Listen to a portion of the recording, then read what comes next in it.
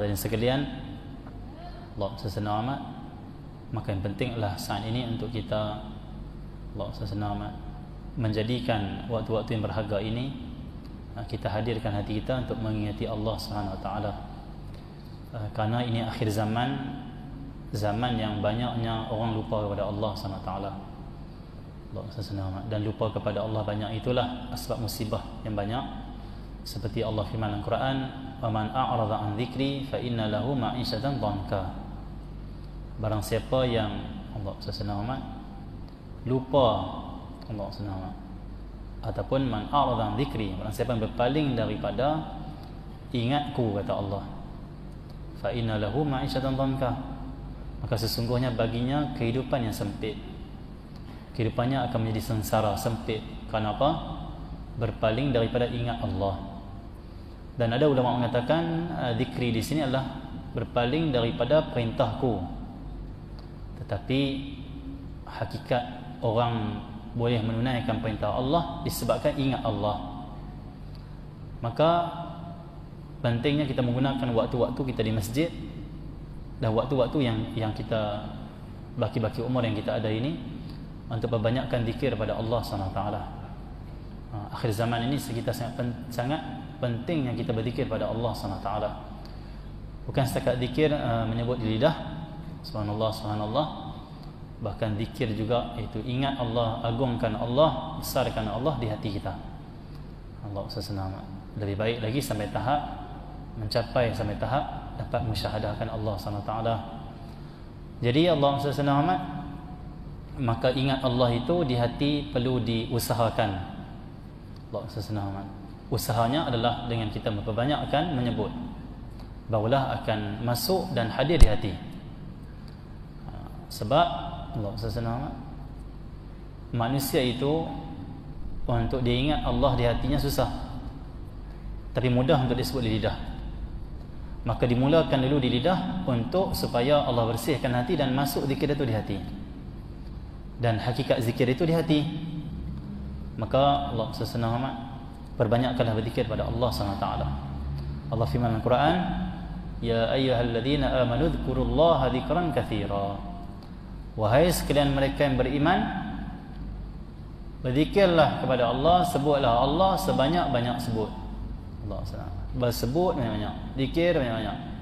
Allah SWT di akhir zaman ini, Allah SWT akan datang satu zaman yang akan terhapus, habis stok makanan. Kita akan menuju satu zaman yang tidak ada makanan. Lebih lagi lah pada zaman Dajjal. Maka dalam hadis Nabi SAW, Rasulullah bersabda yang mafhumnya, di zaman Dajjal tidak ada makanan. Tidak ada makanan. Kata para sahabat, "Ya Rasulullah, lepas itu macam mana nak hidup?" Kata Rasulullah SAW, hidup waktu itu bukan dengan makan, tapi dengan zikrullah, kenyang dengan zikrullah. Subhanallah, alhamdulillah, la ilaha illallah, Allahu akbar. Nabi kata, berzikirlah kamu, sebutlah kalimat-kalimat ini, Allah beri kenyang pada kamu. Tetapi bukanlah mai zaman tu baru berzikir. Kena sebatikan dulu zikir itu dalam hati kita sebelum sampai zaman yang susah. Seperti Nabi SAW bersabda dalam hadis mafhumnya, ingatlah kamu kepada Allah waktu kamu senang, nanti Allah ingat kamu waktu kamu susah. Maksudnya apa? Waktu tak ada musibah, waktu tak ada problem, banyak zikir, mayang, jaga ibadat, munajat, sembahyang hajat setiap hari. Sembahyang hajat setiap hari, minta mudahkan urusan, minta lepas daripada musibah, setiap hari buat. Siapa ingat Allah waktu senang, waktu lapang, Allah ingat dia waktu sempit nanti. Allah ingat waktu dia susah nanti. Apa maksud Allah ingat? Allah bantu dia, Allah tolong dia. Allah sesenang. Siapa yang waktu tak ada masalah, tak ada musibah, tak ada penyakit apa ni, zikir, ibadat, insya-Allah waktu dia susah, dia problem nanti, mudah saja dia akan keluar, mudah saja dia keluar daripada masalah. Kenapa? Orang yang waktu lapang dia ingat Allah, ini hamba yang baik, Allah bantu dia.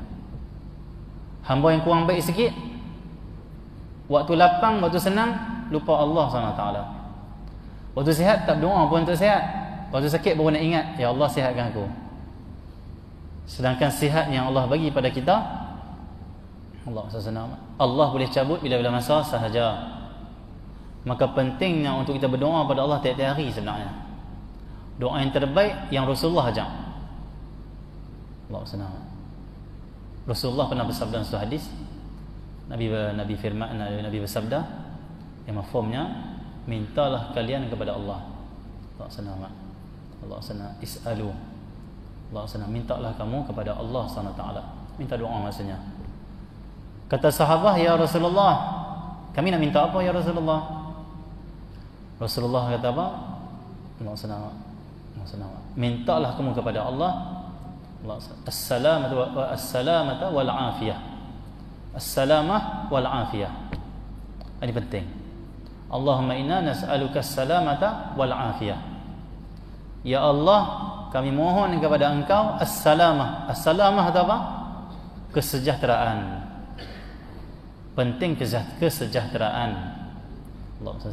Pentingnya keamanan. Yang kedua, wal afiyah, sihat. Seolah-olah hadis ni nak mengkhabarkan pentingnya kesejahteraan dan keselamatan. Rasulullah kata kepada sahabat, doa ni, Allahumma inna nas'aluka as-salamata wal afiyah. Selamat, sejahtera dan juga al-afiyah, sihat.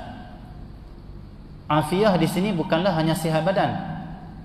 Afiyah daripada segala perkara yang mudaratkan kita. Apa saja.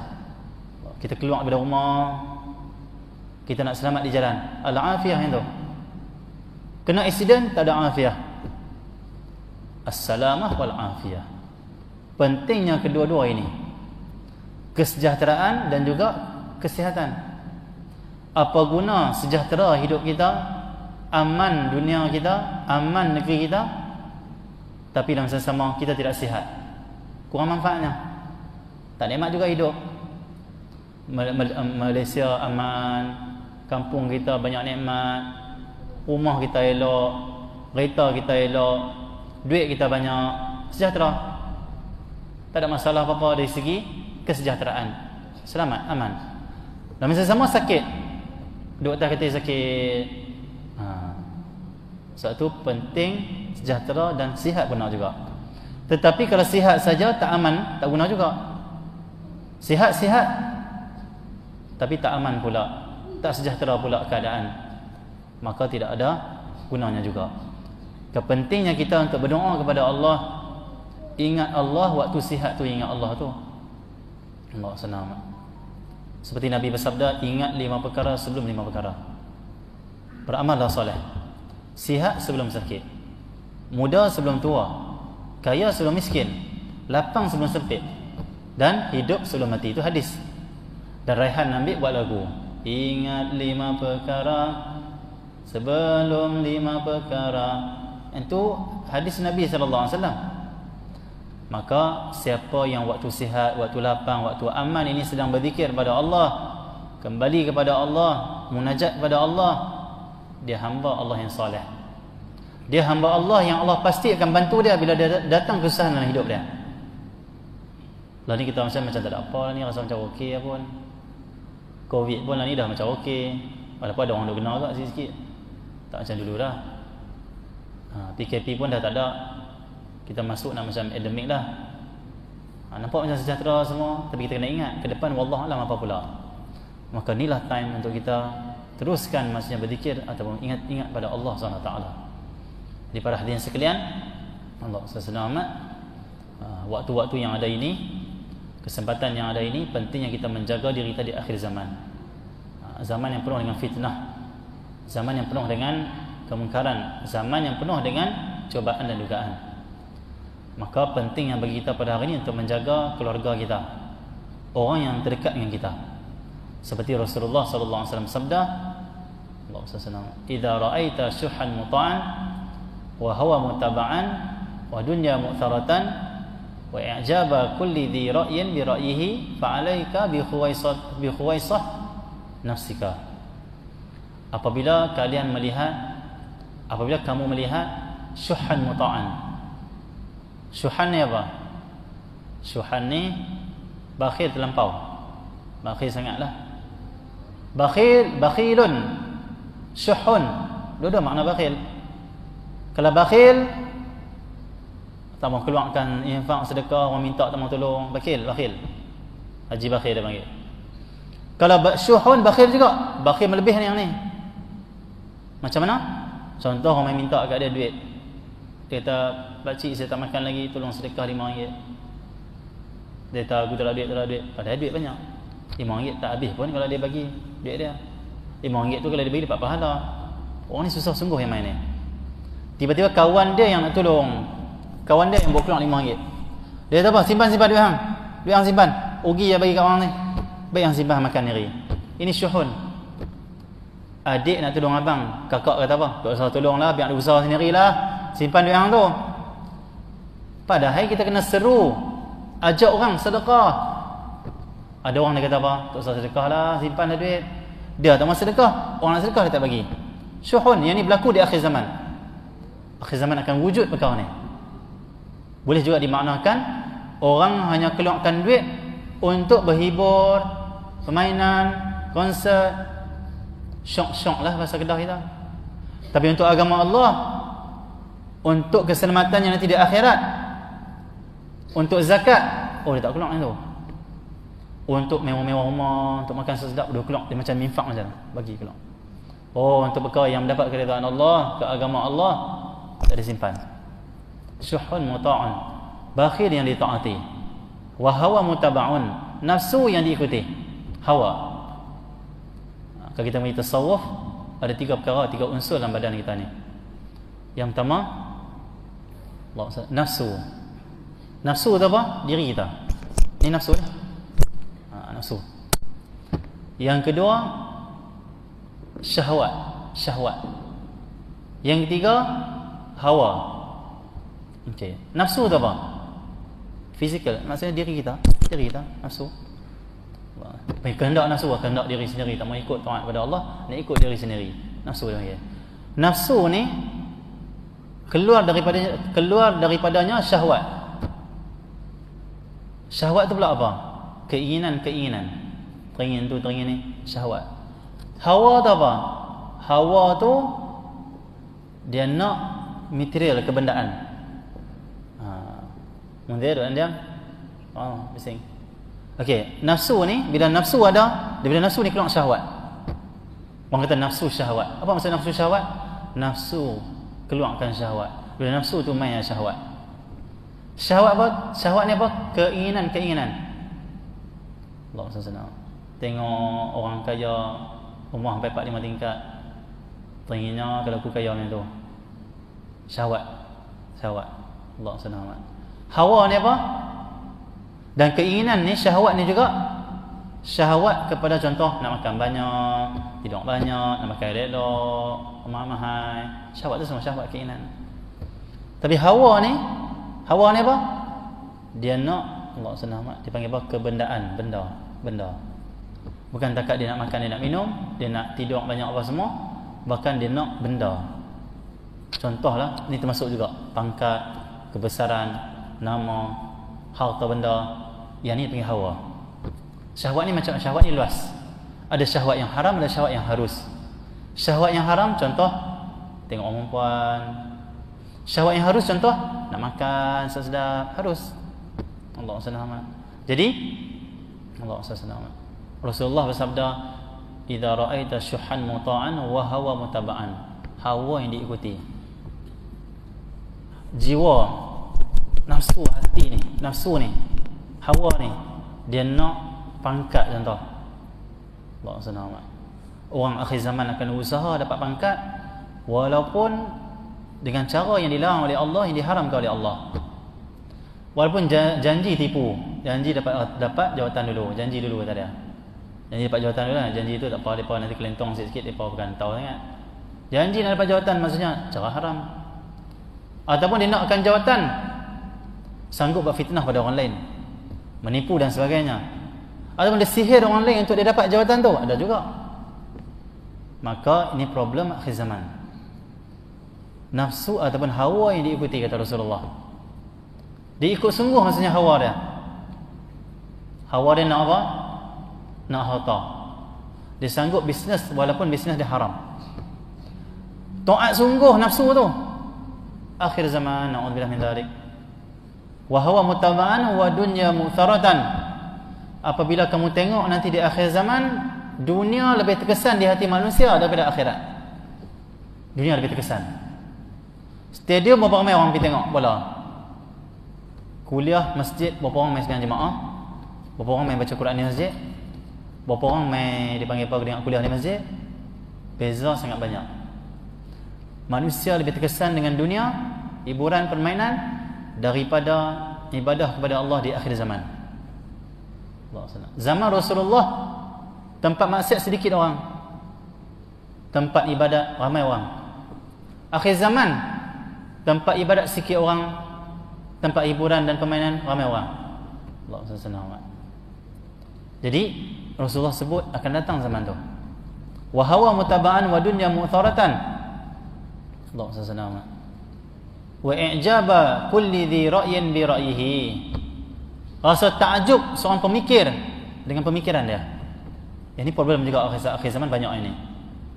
Atau Facebook ni kita tak layan sangat. Jangan kita macam menghayati sangat Facebook tu. Bahaya tu. Bahaya sangat tu. Hiduplah dengan alam yang semula jadi. Alam semula jadi tak. Alam yang dijadikan oleh Allah ni luar ni. Alam semula jadi itu sains. Allah yang jadikan, bukan semula jadi sendiri tak ada. Allah jadikan. Dan itulah dalil wujud Allah dari segi hukum aklinya. Apa dalil wujud Allah? Wujudnya alam ini, adanya alam ini. Jadi Allah SWT, kalau kita duduk dalam media sosial, kita stres sebenarnya. Kita sedang ditarik sebenarnya. Kalau kita hidup kita media sosial, pakcik-pakcik tak tahulah ada Facebook ke tak. Geng-geng muda ni ada sikit. Pakcik-pakcik pun mungkin ada, tapi tak ambil tahu sangat saya rasa. Bagus sangat, Alhamdulillah. Ni zaman kami ni, maksudnya zaman geng muda sikit ni, ada orang muda, kita fokus sama orang muda sikit, dia hidup dia media sosial, Facebook itu dan ini. Dia sangat peduli dengan komen-komen, isu-isu semasa. Allah SWT. Apa jadi pada dia? Stres, sibuk. Allah SWT. Dia rasa macam ada satu benda yang dia tak boleh keluar. Allah SWT. Maka itulah tempat syaitan mempermainkan manusia pada hari ini. Kalau ulama di zaman kita ngaji dulu, dia angkat handphone. Dia kata apa? Ini syaitan akbar. Ini syaitan paling besar ni, kata dia. Ada ulama zaman dulu. Ada ulama zaman kita ni, oh dia sangat marah dengan handphone. Walah, itu dia. Ada kebaikan, ada buruk dia. Sri saya nak abang punya, dalam tu penuh dengan yang Rasulullah sebut dalam hadis ni, wa i'jaba kulli dhi ra'yin bi ra'yihi. Seorang pemikir, dia kagum dengan pemikiran dia sampai dia hina orang lain. Saya paling sahih, saya paling betul. Yang tak sama faham dengan saya, bodoh, tak cerdik, tak ada ilmu, jahil. Orang lain dia rendahkan. Dia kagum dengan pemikiran dia. Dia tengok orang bagi juga pendapat, dia akan tolak. Tak kira lah dalam mesyuarat ke, dalam Facebook ke, akan ada orang macam ni. Ini soal pendapat tu, pakai pandangan saya dah. Hamba tak tahu aku siapa dah. Tu dia. Saya ni pengalaman banyak dah. Ya, pengalaman banyak, tapi pandangan orang kena dengar. Ya, kerja kamu tinggi, SJL kamu tinggi, tapi pandangan orang mungkin lebih bagus. Dengar dulu pandangan orang, bukan tolak terus. Ini akhir zaman. Wa i'jaba kulli dhi ra'yin bi ra'yihi. Maka di Facebook kalau banyak macam ni, rest macam mana? Letak handphone sebelah, tengok pokok, tengok sungai, tengok kehijauan, masya-Allah, tenangnya alam. Duduk jangan pegang handphone. Duduk waktu nak ke-9, ke-10 tu, waktu sunyi tu, dengar bunyi cengkerak, kenek. Sunyi malam, Allah. Rest kan? Jangan kita hanya hidup dengan tu. Dia akan rosakkan hidup kita. Kita hidup dengan alam yang diberikan oleh Allah ini. Di situ kita boleh mengenal Allah, semakin bertambah tauhid kita, bahkan semakin tenang jiwa kita. Kerana Allah jadikan alam ini untuk kebaikan kita. Allah jadikan alam ini manfaat untuk kita. Dan Allah jadikan alam ini sebagai alamat untuk kita kenal Allah SWT. Tengok Facebook tu, dia pergi kenal yang lain. Allah SWT, na'udzubillah min dzalik. Jadi saya nak sebut apanya? Penting kita menjaga keluarga kita, orang terdekat kita. Rasulullah bersabda, wa ijaba kulli dhi ra'yin bi ra'yihi. Waktu ni fa'alaika bi khuwaisah nafsika. Bila kamu dah tengok keadaan semua yang saya sebutkan tadi lah, hendaklah kamu jaga diri kamu dan keluarga kamu atau kelompok kamu. Jaga yang ni saja, yang lain tinggalkan. Da'al awam. Hadis yang lain Nabi kata, tinggalkan kamu urusan orang awam. Da'anka amral ammah. Tinggalkan urusan orang awam. Orang duduk sibuk, komen, gaduh, tengkang. Lebih gampang. Lebih aku pergi berzikir. Lebih aku tengok sungai lagi bagus. Masya Allah tenangnya tengok sungai. Dan itu sunnah juga. Dan hadis riwayat Imam Dailami tak salah atau Ad-Darani ada sebut Rasulullah ni ada waktu-waktu Rasulullah suka pergi ke kampung, pergi tengok sungai, air mengalir. Dia tengok air mengalir. Terapi sebenarnya untuk stres-stres kita. Tengok Allah lapang. Dan Rasulullah juga dalam hadis suka tengok kehijauan. Tengok kebun-kebun hijau. Rasulullah suka. Dan itu bagus untuk manusia. Terapi untuk manusia. Ada satu kajian, ini kajian betul lah. Ada orang yang mereka merawat orang gila di Eropah lah, di barat sana. Satu orang gila dikurung dalam wad gila, dalam rumah orang gila. Itu saja. Macam kurung lah. Satu orang gila dikurung juga dia, tetapi dinding dia cermin. Luar kawasan tu kehijauan, bukit-bukit kehijauan. Tiap hari dia tengok. Pulih gila dia, pulih. Jadi orang normal balik. Masya Allah, tengok apa yang Rasulullah buat tu ada manfaat untuk umat. Rasulullah contoh. Dia tengok tiap hari bukit hijau, tengok. Yang anu pula dikurung macam asrama. Ada tingkat-tingkat bentuk sikit lah. Yang ni dinding cermin semua. Cermin cernih. Dia buka mata terus tak nampak kehijauan. Suasana Masya Allah. Pulih daripada gila. Pulih daripada gila. Allah senang. Sebab orang gila ni dia kacau otak kan, otak problem. Jadi dia kena apa? Bagi otak dia macam normal balik dengan tenang, fokus.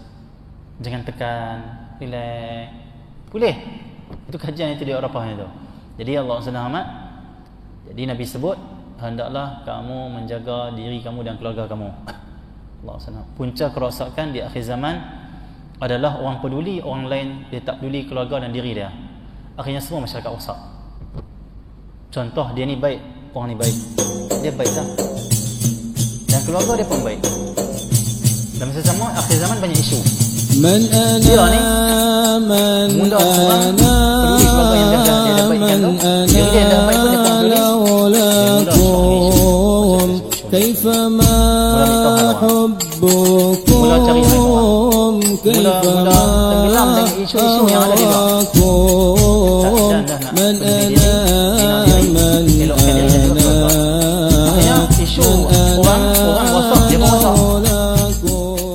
paling kurang di akhir zaman biarkan awam macam tu. Yang penting kita selamatkan diri dulu.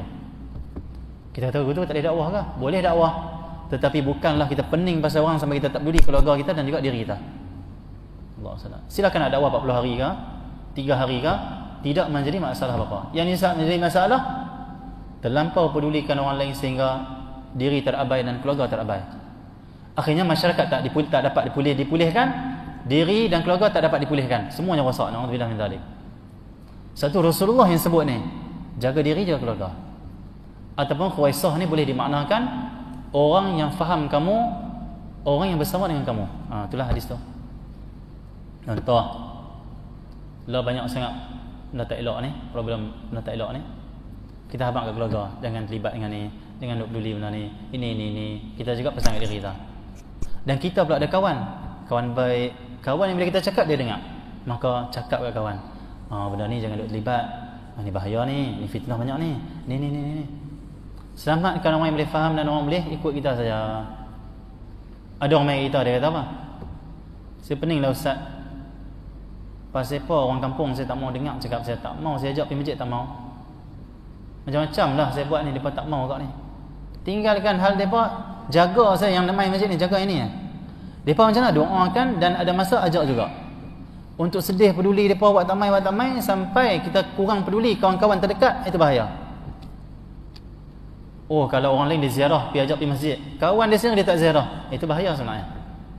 Takut-takut yang kita duk ziarah ajak pergi masjid yang tak mau main tu, Tak peduli kita, kawan-kawan yang rapat dengan kita, kita kurang ziarah mereka, kurang ada hubungan yang baik dengan mereka pun tinggal kita. Atau habis. Akhir zaman ni kata Rasulullah, utamakan dulu orang yang bersama kamu. Perbaiki mereka dulu. Kasih sayang dengan mereka dulu. Dulu mungkin kita boleh peduli semua orang, insya-Allah boleh, tak ada masalah apa. Akhir zaman takut-takut bila kita peduli orang lebih, kita tahanyut dengan orang tu. Mula-mula kita nak ajak orang, tengok orang ajak kita, na'udzubillah. Mula kita nak try saja masuk Facebook ni, nak komen-komen, akhirnya orang kata kita sikit, kita pun cari hujah nak lawan, akhirnya kita terikat dengan benda tu. Na'udzubillah min dzalik.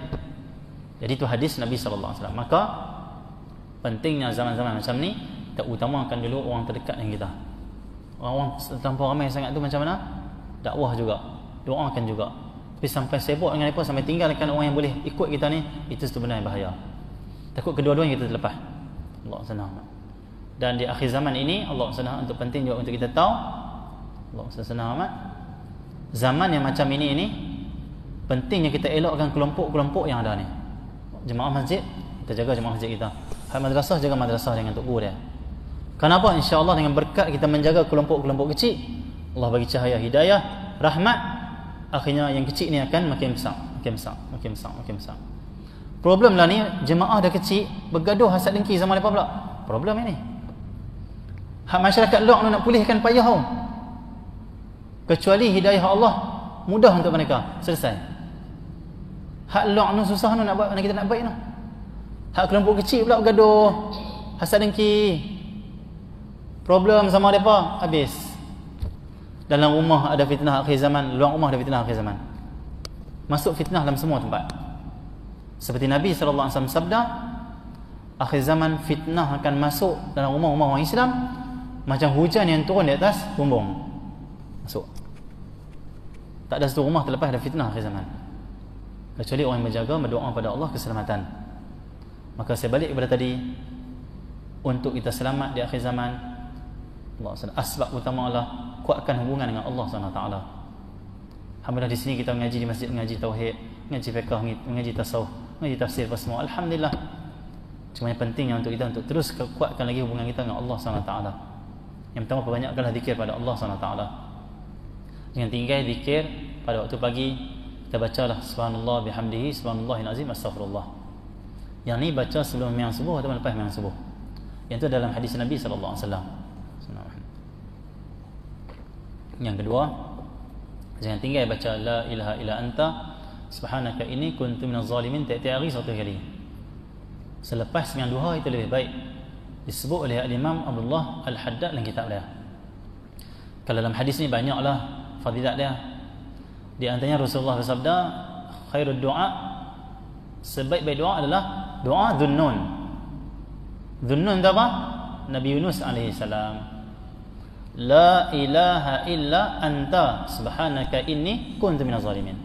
Rasulullah tak kata zikir, Rasulullah kata doa. Kita cari balik mana ada doa tu kan. Tapi ulama syarah, kenapa Rasulullah kata sebaik-baik doa adalah doa Dhunnun? Dan Allah sendiri sebut dalam Quran tentang doa Nabi Yunus.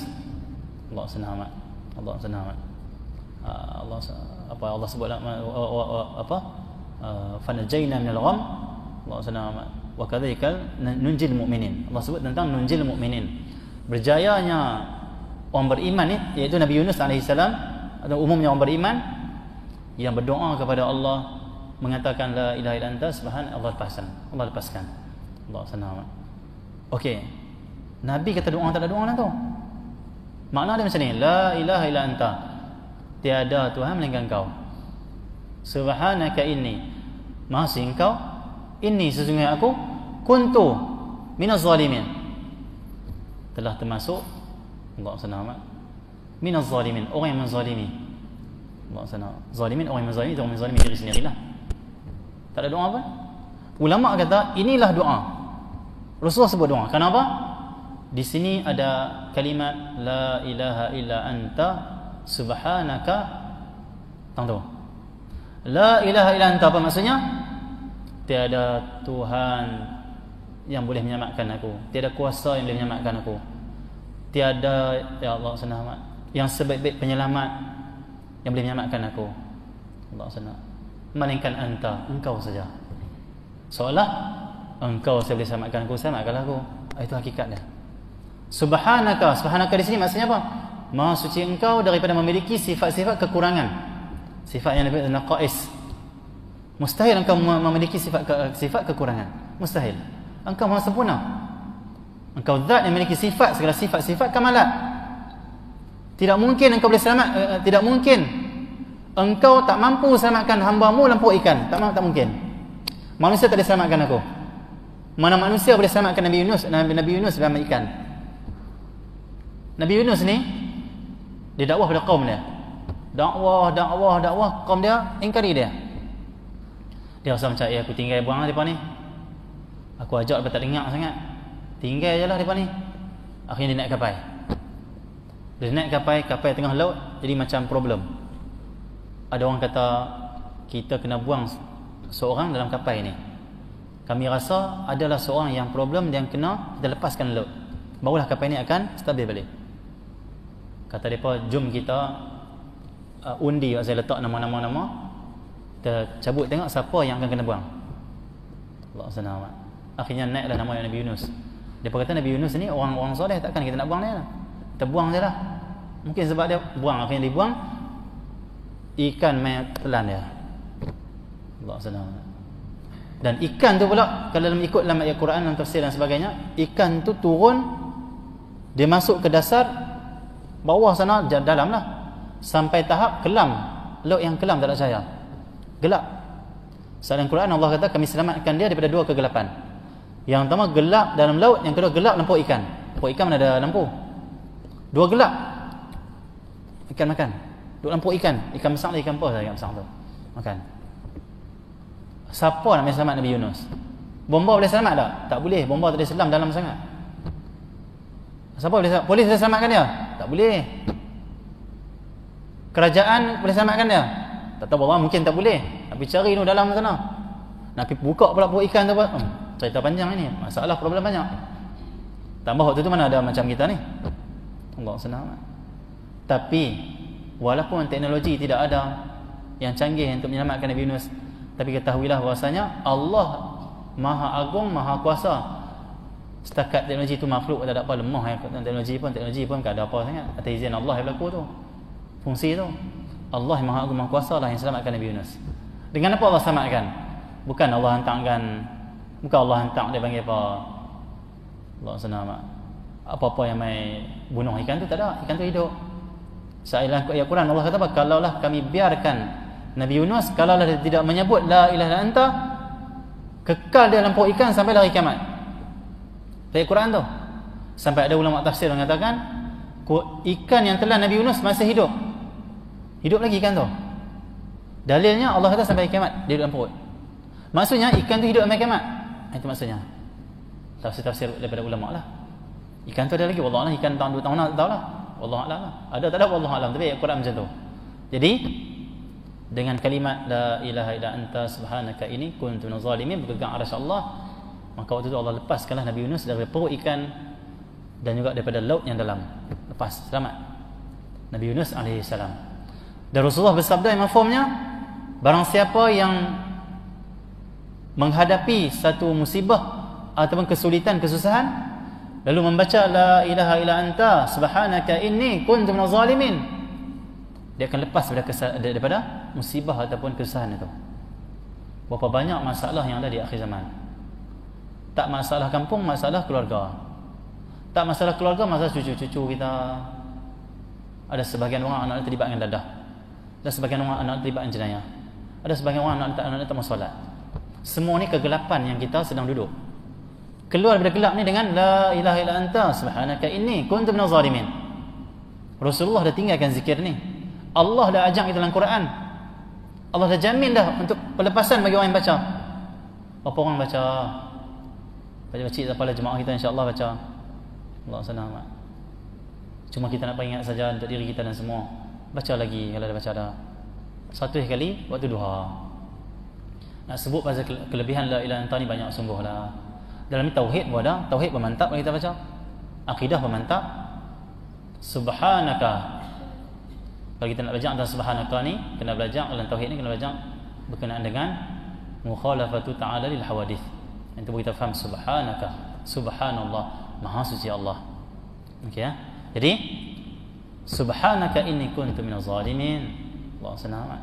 Atau kita belajar saja sifat-sifat salbiyah. Boleh faham tu subhanallah tu. Sifat salbiyah. Allah senang. Qidam, baqa, mukhalafatu ta'ala lil hawadith, qiyamuhu bi nafsihi, wahdaniyah. Belajar itulah. Jadi Allah senang amat, tak apa. Jadi bacalah setiap hari. Allah lepaskan, insya-Allah. Allah ada. Masalah macam apa Allah ada. Anak tak semayang, cucu masalah. Problem kampung, problem Malaysia, problem negara, problem umat. Dengan zikir Allah akan lepaskan. Mungkin ada orang kata, takkan zikir pun Allah boleh bagi lepas kot. Itu Quran cerita tu. Ada Nabi Yunus pergi tikam perut ikan tu. Orang telan aku nak saat berkelang kerih, saat berkelang pedang, tikam ikan tu mati orang. Kalau ikan tu mati, Nabi Yunus lagi tak boleh keluar. Nak keluar macam mana? Ikan kalau mati lagi tenggelam. Nak keluar problem macam mana lagi susah. Bukan gambar kartun, kena telan dengan ikan, dia pergi pegang jantung ikan. Bagi geli-geli ikan sikit, ikan gelak-gelak dia keluar. Itu kartun tu. Mana boleh keluar? Ikan punya besar. Mungkin besar masjid ni ikan tu. Ada Nabi Yunus usaha macam mana? Dia buat apa? Tentera mana yang tolong dia? Zikrullah, la ilaha, doa la ilaha illa anta. Subhanaka inni kuntu minaz zalimin. Hadis Rasulullah kata, lepas siapa ada masalah. Lepas siapa dalam kesulitan. Satu kali. Yang ketiga kita bacalah setiap hari, la ilaha illallah al-malikul haqqul mubin. Dalam hadis Rasulullah bersabda, siapa baca la ilaha illallah al-malikul haqqul mubin, kuburnya akan bercahaya, tak gelap kubur dia. Yang kedua, tidak akan fakir dia, tak akan fakir, tak akan miskin. Lah problem ekonomi jatuh, dia kata gandum tak ada, makan nasi tak cukup lepas ni, nanti akan berlaku kebuluran. Orang mukmin kata apa? Allah akan ada. Dan untuk mendapat pertolongan Allah, zikrullah. Selesai. Yang nak tanam, simpan stok makanan, itu terpulang masing-masing, harus saja. Cuma kembali kepada Allah, itu yang paling mujarab sekali. Berzikir kepada Allah, itu yang paling cepat sekali datang ke rezeki kita. Siapa duk berzikir dah lah ni, ke depan susah lagi ni. Susah macam mana Allah lepaskan dia. Ada saja jalan tu. Jaminan Rasulullah tidak akan fakir orang baca la ilaha illallah al-malikul haqqul mubin. Zaman fakir akan mai, zaman susah akan mai, zaman musibah akan mai, zaman balak akan mai lagi. Bahkan mungkin lebih susah. Itu daripada hadis Nabi sallallahu alaihi wasallam. Bukan kita baca kitab Yahudi, bukan kita baca kitab Kristian, kita baca kitab Allah dan juga sunnah Rasulullah sallallahu alaihi wasallam mengkhabarkan zaman gelap tu. Kecuali orang berzikir, orang bercahaya, dia akan selamat. Yang keempat, bacalah Allah senang amat. Subhanallah 33 kali, alhamdulillah 33 kali, Allah Akbar 34 kali sebelum tidur. Sayyidah Fatimah satu hari, bawa sana. Zikir ni seperti mana pun lah ni saya bagi saja.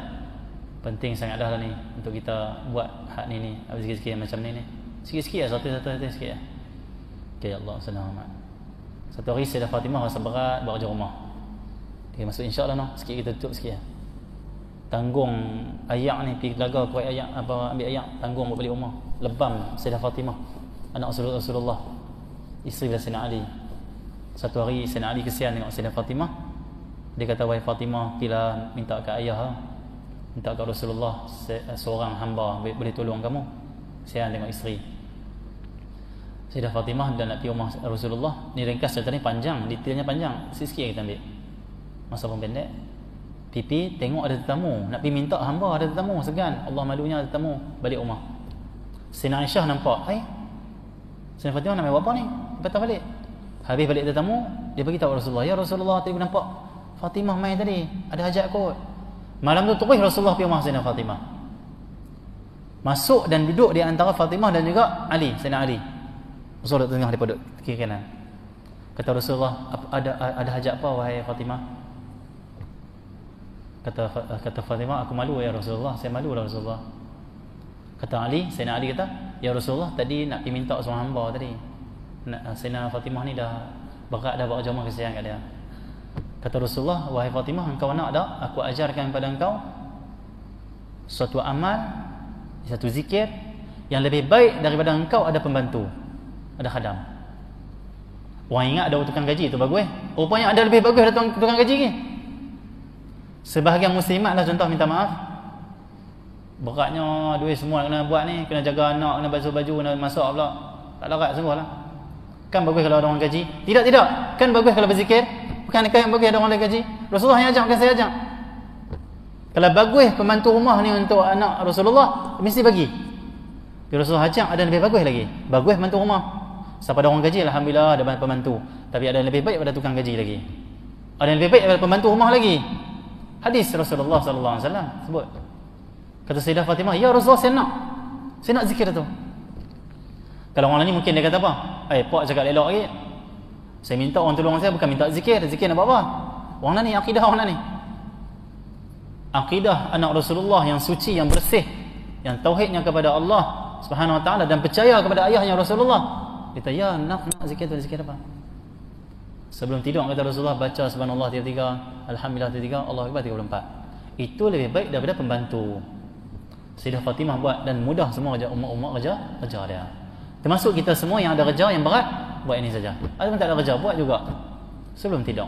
Yang terakhir, jangan tinggalkan selawat pada Nabi sallallahu alaihi wasallam banyak-banyak. Khususnya berselawatlah sebanyak 100 kali selawat Ibrahimiyah. Bukan selawat Azimiyah, Ibrahimiyah. Azimiyah satu kelebihan juga. Ibrahimiyah selawat dalam hadis tu. Ni seafdal selawat. 100 kali kita baca. Dalam kitab Zakhirah Al-Musharrafah ada sebut, siapa yang nak mudah tinggalkan maksiat, akhir zaman maksiat banyak. Dalam TV lah, handphone, di luar, Allah banyak-banyak. Nak lepas tu susah tu. Payah nak lepas tu, bukan mudah tu. Zaman gelap ni. Tapi Allah boleh lepas kita dengan mudah. Allah ada. Allah semua. Maka Allah senang.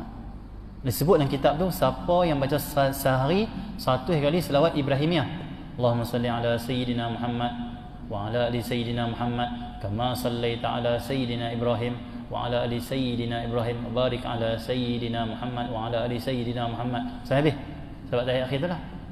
So baca 100 kali, dia akan dapat tinggalkan maksiat yang dia buat tu. Macam ada orang macam ditarik buang hilang tu kan. Buat dia tarik tengok 100 kali. Hak suka tengok benda yang haram, hak suka ambil hak orang ke, hak suka cakap tak elok, hak suka tinggal dengan subuh ke contoh, buat seri 100. Macam tak ada. Tak rasa apa nak buat. Macam tu. Kenapa? Selawat itu ada cahaya. Selawat itu ada rahmat. Selawat itu keampunan dosa. Selawat itu adalah satu anugerah Allah yang besar kepada kita semua umat. Allah SWT. Jadi selawat pada Nabi Muhammad sehari 100 kali. Kalau ikut Tuan Guru Haji Ayub, lupa suyuk dulu, kita ngaji ambil suyuk dulu. Mana murid Tuan Guru Jamak Zudi lah, Tuan Guru Jamak di Pelanai. Dia kata kalau sekali kita baca selawat Ibrahimiyah ni, macam 1000 kali kita baca selawat yang pendek. Allahumma salli ala Sayyidina Muhammad, pendek. Baca sekali Ibrahimiyah, selawat Ibrahimiyah, macam 1000 kali baca selawat pendek tadi. Kita buat dan kita akan rasa benda tu. Allah senang. 100 kali ya. Tapi rasa macam buat banyak sungguh. Kerohaniannya, kebersihan jiwanya, kesannya kita rasa Allah macam banyak lagi kita amal pada 100 ya. Bagi kat anak cucu, bagi kat kawan-kawan, pakat-pakat buat. Ini semua zikir-zikir ini disebut dalam hadis Rasulullah sallallahu alaihi wasallam. Insya-Allah kita pakat buat dan kita dirahmati oleh Allah Subhanahu wa taala. Jadi dah kita dah lewat dah. Dah semai insya-Allah. Terima kasih pada masjid yang panggil, yang jemput semua. Dan dengan zikir-zikir ni Allah bagi ilham, Allah bagi hidayah, taufik, keselamatan kepada kita untuk selamat di akhir zaman. Mudah-mudahan dengan kita berbanyakkan selawat kepada Rasulullah, dapat syafaat Rasulullah, dapat dikurniakan akhlak Rasulullah, dapat jiwa nur iman yang kuat kepada Allah dan Rasulullah sallallahu alaihi wasallam. Semoga dengan selawat banyak-banyak ni kita Allah keluarkan segala sifat-sifat mazmumah, Allah masukkan mahmudah. Semoga dengan selawat kepada Rasulullah Allah mudahkan perjalanan kita kepada Allah. Allah mudahkan Allah SWT at-turuq ataupun jalan-jalan kita kepada Allah, untuk mengenal Allah, untuk mendekatkan diri kepada Allah, untuk ma'rifah kepada Allah Subhanahu wa taala. Mudah-mudahan Allah merahmati kita semua. Wassallallahu ala sayyidina Muhammadin wa ala alihi wasallam. Alhamdulillah. Fatihah. Allahumma inna bi'udaka hasbunallahu wa ni'mal wakeel. Allahumma fina dzunubana wa syafi'na wa jinnas. Wa atina fina hasanatan fil akhirah. Sallallahu alaihi wasallam. Alhamdulillah rabbil alamin.